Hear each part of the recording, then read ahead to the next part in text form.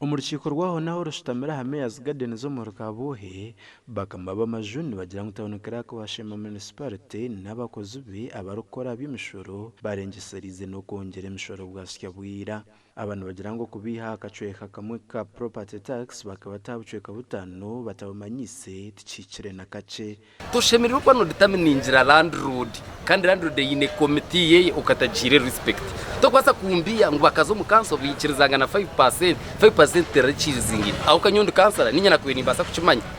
bo 25% yabo kambaji hazo twashoroza kanita twakubeye tugira ngunga hawani yabanche abwece nibato witana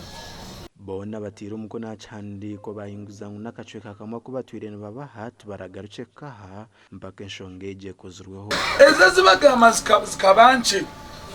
tutukazicengera tutukumane kizakozere so hati baguruka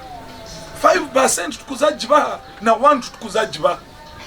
babanze biza batushobore emwe yitu abahire bakajikosa bati abo kubiteka ryo gwo mushoro nirigira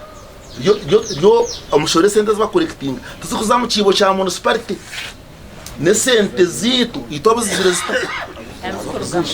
abuzira kurugam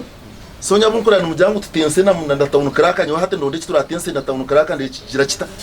kitaru zefutensa kinawe eja assessment basa kuzikozesa tuzomukoti tubatabariza abukwe n'ubushuma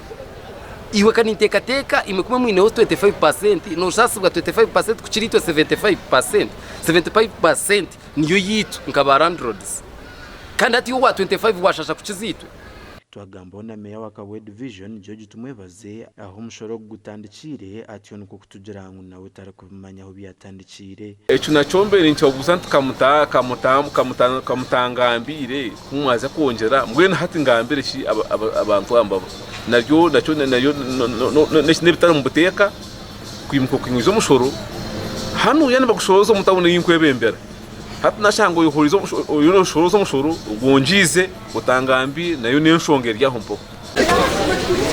tugerezo no kugamana tabonekera kamwe na municipal revenue officer konkabambe bibire byabusha gasha kwa Mike watwakire